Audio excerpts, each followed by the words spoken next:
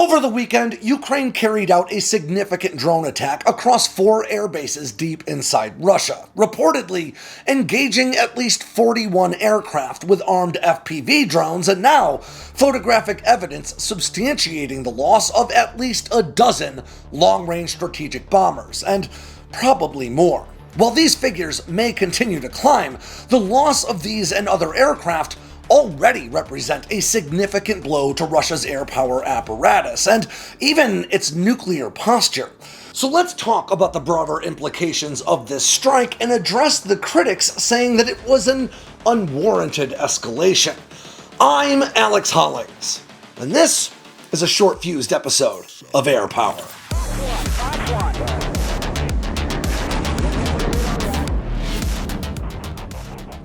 The SR-71 Blackbird, often called the Habu by the men who flew it, was an engineering marvel, so spectacular that its high-speed records still stand today, more than a quarter century after the last Blackbird left service.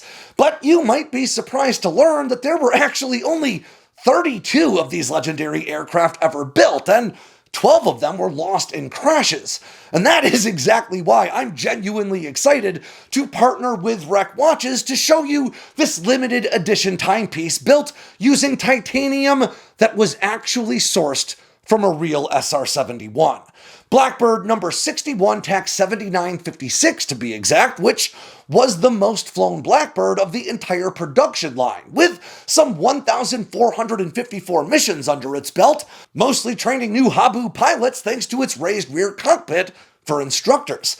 Now, this titanium-cased watch has great cockpit styling, with brushed hands meant to resemble the Blackbird's silhouette, a crown and guard designed to be reminiscent of the Habu's jet inlet spikes, and an FKM rubber strap with red stripes meant to conjure images of the no-step zones on the aircraft itself. But by far, the coolest part of this watch is the lower dial, which integrates titanium pulled directly off of the Blackbird's legendary J58 turbojet's nacelle exhaust ejectors. You might know them as turkey feathers.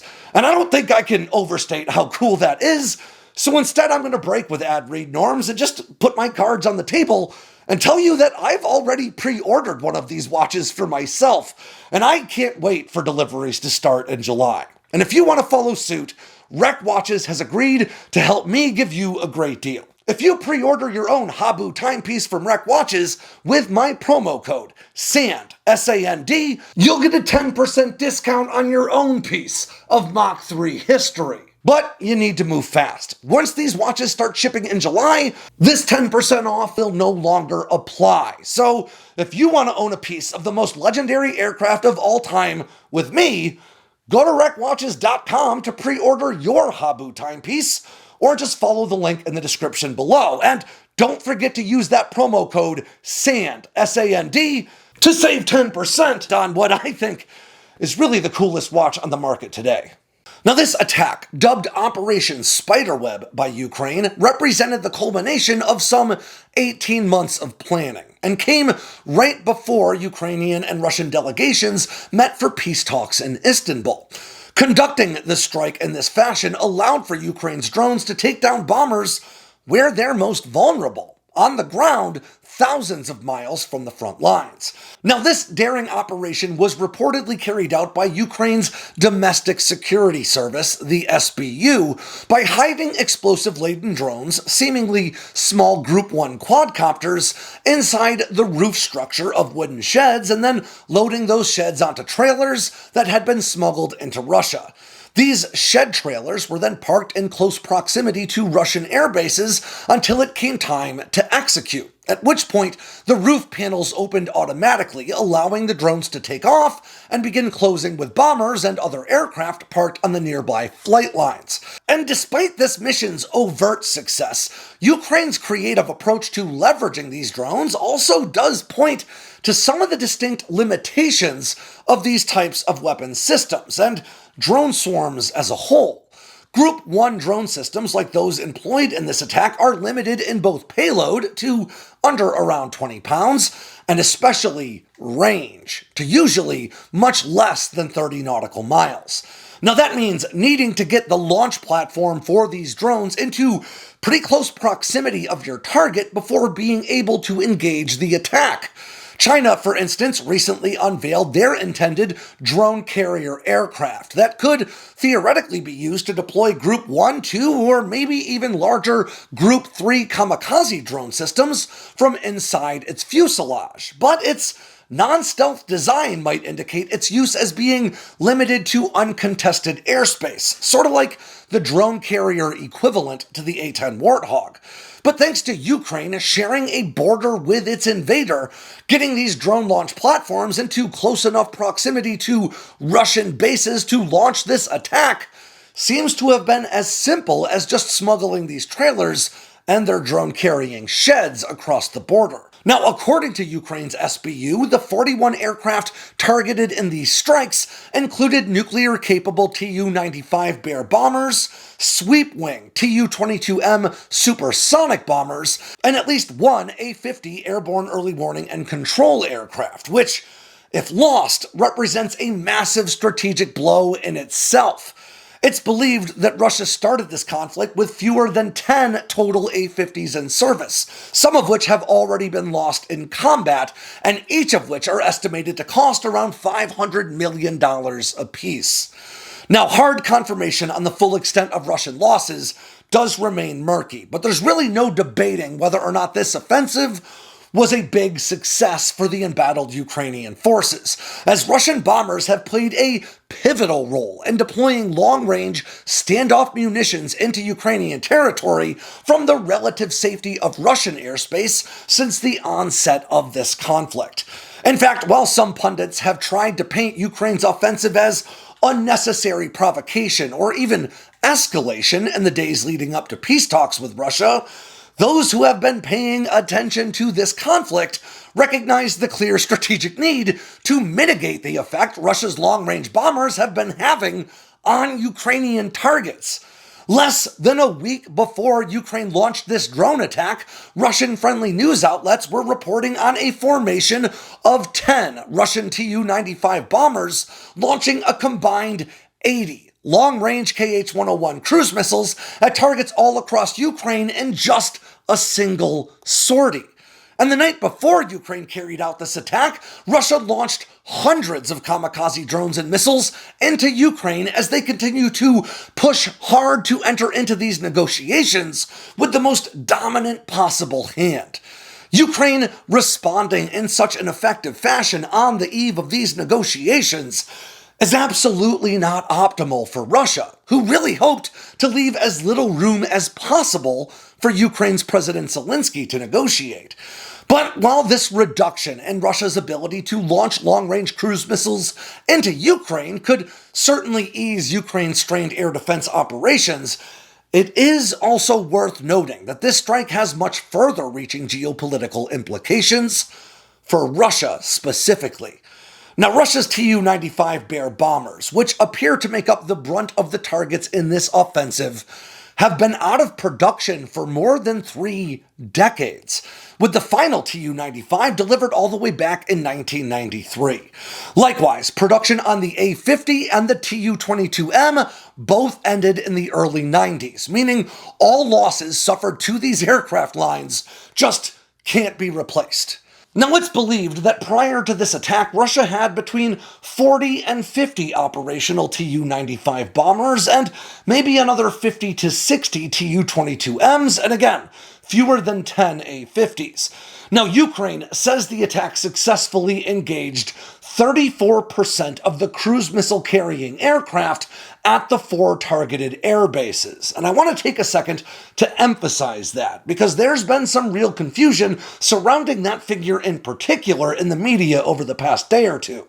Now, Ukraine, again, claimed to hit 34% of the cruise missile carrying aircraft, or Tu-95s and Tu-22Ms, that were stationed at these air bases, and not 34% of the nation's entire strategic bomber fleet.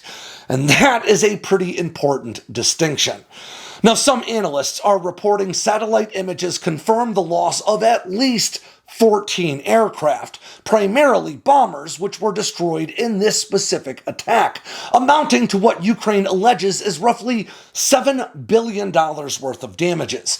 But even a figure that high can actually be a bit misleading.